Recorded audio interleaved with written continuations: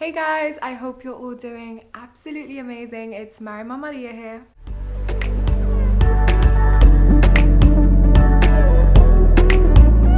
And I feel like it's been a little while since I last filmed a YouTube video, even though it's only been like a week, which is crazy.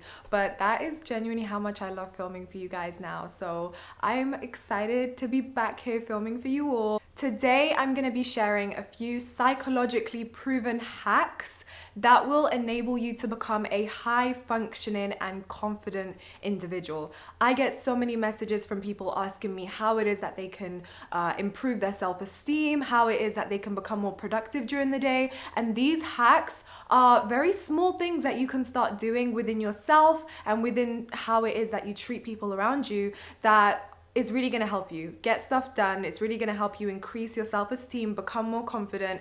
And all of these tips are things that I've read about from books and from different sources over the last 2/3 years. And all of these tips I have implemented into my life. And without me even realizing subconsciously, they've created such a huge and drastic effect on my life. So I hope you guys enjoy this video. If you are new to my channel, do not forget to click that subscribe button down below and make sure you subscribe to my channel for a lot more content. And without further ado, let's get straight into the video. So the first psychologically proven hack that will enable you to become more high functioning and more confident in your life, and this is something that you can really implement into your everyday life, is to become brutally honest. If you want to feel more human, if you want to become more self-aware and just enjoy life around you, you need to become brutally honest, not only with yourself, but also with people around you. So avoiding those little white lies. For example, let's say your friends want to hang out with you.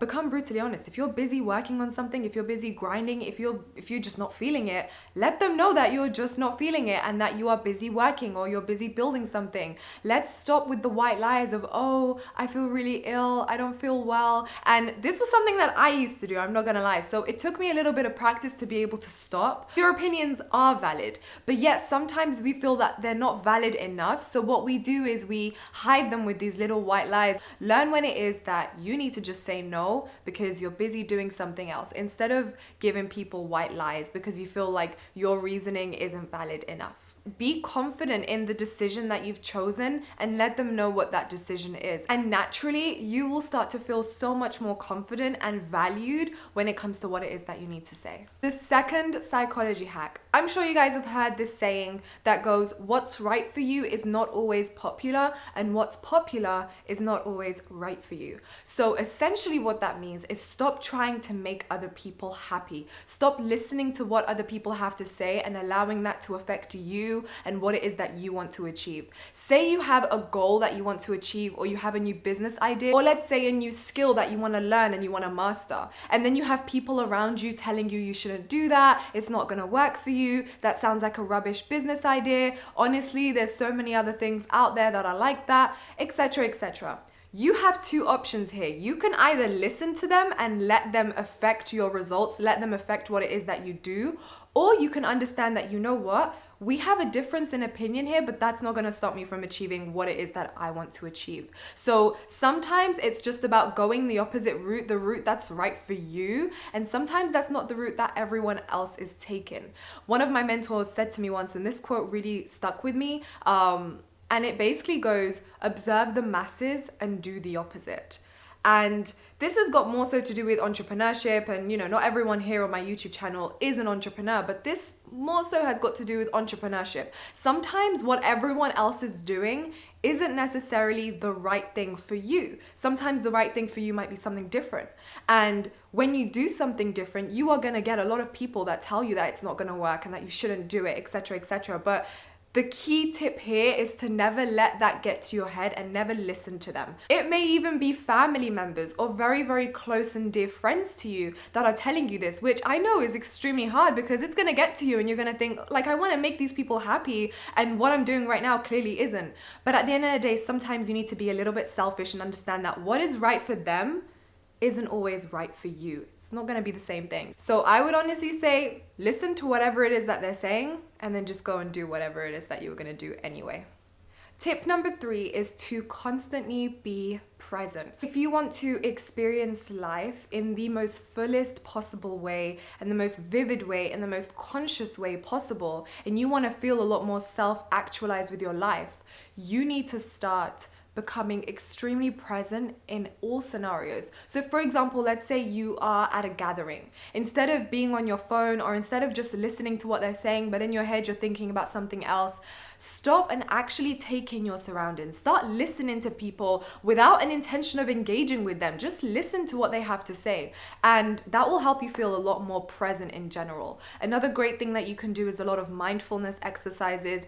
Journaling is a great way. And for other people, it honestly might be as simple as just putting your phone down and going out for a walk, which for me is something that I do. And I don't know, for a while, it's always been outdoors and just putting my phone away and going outside. That's really allowed me to feel present and feel the most alive. I don't know, it sounds kind of funny, but I feel like, especially with what I do when I'm constantly at home and behind a screen and working, sometimes just putting my phone down for a few minutes, half an hour even, and just going out for a walk or going out just to clear my mind, it just helps me so much. It's literally like therapy, but on another level. It's the most relaxing thing that I can possibly do, and it helps me clear my mind, and it genuinely helps me with mental health. It helps me with so many different issues. So I would definitely say, if you feel like you're somewhat similar, if you love going outside, especially when it's sunny, then I would definitely suggest doing that, putting your phone down and just going outside. Tip number 4, and this is a very important one, guys. If you set a promise with yourself, make sure you fulfill that promise. And I'm gonna break down what it is that I mean by that. So let's say, for example, you wanna get more fit and you're like, okay, for the next 30 days, I'm gonna go out for a jog. I'm gonna jog for an hour every single day, every single morning for 30 days straight. Now, let's say for the first 2 days, you do this. You go out and you're jogging every single day for an hour. Now, on the 3rd day, you slip up. And then the 4th day, you don't go. The 5th day, you don't go. Naturally, you're gonna start feeling like you have broken your own promise and you've let yourself down, and most likely you're not gonna finish that goal. You're gonna start procrastinating day by day by day. How many of us have had that one task that we need to do, and then we tell ourselves, okay, I'm gonna do this tomorrow. I'm 100% gonna do it tomorrow. And then tomorrow comes and you don't do it. And then down the line, you realize, I haven't done this and it's been like 2 weeks, and I was supposed to do it 2 weeks ago, but I didn't. So what happens is, when you set a promise with yourself and then you don't do that promise, you're gonna naturally affect your confidence without even realizing it. And let me explain why, because I know you're probably like, wait, how is breaking a promise with myself got to do with my confidence? Say you had a friend and you were supposed to meet at 9 a.m. and they didn't come until 11 a.m. This is just an example. Then let's say the next time you guys meet, you arranged to meet at 10 a.m. and they didn't arrive until 11 a.m. Eventually, you'll sort of just lose confidence in them being on time. You'll just assume that they're gonna be late every single time you guys meet, right? And I'm sure we all have those friends that are like that. The same thing applies to you in your life.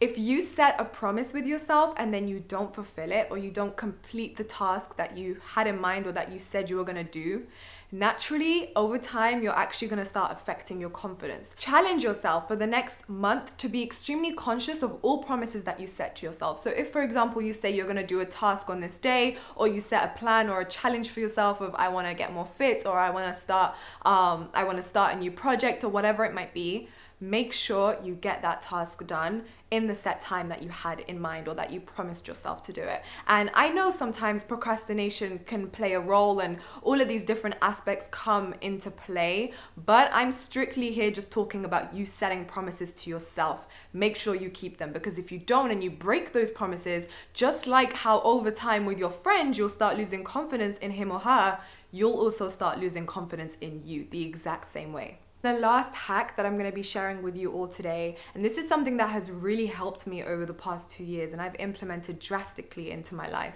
is to stop disrespecting yourself. Pay very close attention to how you internally talk to yourself every single day. Again, I'm going to give you guys an example so you can sort of see what I mean. Let's say you had a friend who messed up at something or they failed at something. Let's say they went to start a business and that business failed. Would you go up to that friend and tell them, oh my God, you're such a failure. You should never start another business or project again. You're never going to make it in life. You're absolutely a joke. Would you say these sort of things to your friend? No, you wouldn't. You would probably say something like, don't worry, there's gonna be a next time and you will be able to achieve those goals that you set for yourself. This is just one small setback in your life. That's something that, sounds a little bit more realistic, something that you would say to a friend, right? Now, why is it that you wouldn't say the first thing? Why is it that you wouldn't just call them a failure and tell them that, whatever? It's because you respect that person, you respect that friend. So the same way you respect that friend, you need to start respecting yourself in the exact same way. Otherwise, how can you expect someone else to treat you the same way? If you want someone to start treating you with respect, the number one thing you need to do is to first start treating yourself with respect. So really internalize and be conscious of how you speak to yourself when things go wrong or when you set a task and you maybe don't meet the deadline. Really pay attention to how you speak to yourself. I actually used to say things like, oh, I'm so stupid, just as a joke sometimes. But then I realized even that needs to stop, because me saying I'm so stupid as a joke, that's no joke. I'm not stupid. So why am I saying that? I remember in one of my previous videos, one of my amazing subscribers actually noticed that I did this on camera, because it's still something that I'm working with. Even though I've been doing this for like 2+ years, I still work on this every single day. So I was talking on camera, I was doing a vlog. I said something like, oh, I must be really weak because the camera holding the stand was quite heavy. And I said something like, oh, am I like really weak? And then I stopped for a second. I went, wait, no, I'm not weak. Just that little tweak in my mind that made me think, wait, no, you're disrespecting yourself right now. You're not weak. It's okay. You're fine. So really learn how to speak to yourself, guys. And this is something that I work on every single day. Just become a lot more conscious of you doing it. And believe me, over time, you'll start doing it naturally. Like if you ever slip up or you say something, you'll just quickly fix it because it doesn't sit right in your mind. It won't feel right. And straight away, you'll be like, wait, no, I'm not. Why did I even say that about myself? So if you're someone that struggles with that, I would highly suggest applying that tip into your life. It definitely helped me so much in terms of my confidence and just in terms of how it is that I expect people to treat me and how it is that I treat others as well. So those are my top 5 psychologically proven hacks that you can use to become more high functioning and also more confident in your everyday life. I hope you guys enjoyed this video. I hope you guys have gained some great value. Don't forget to like, comment, share, subscribe, all that good stuff. It honestly means the absolute world to me. Take care and have an amazing day.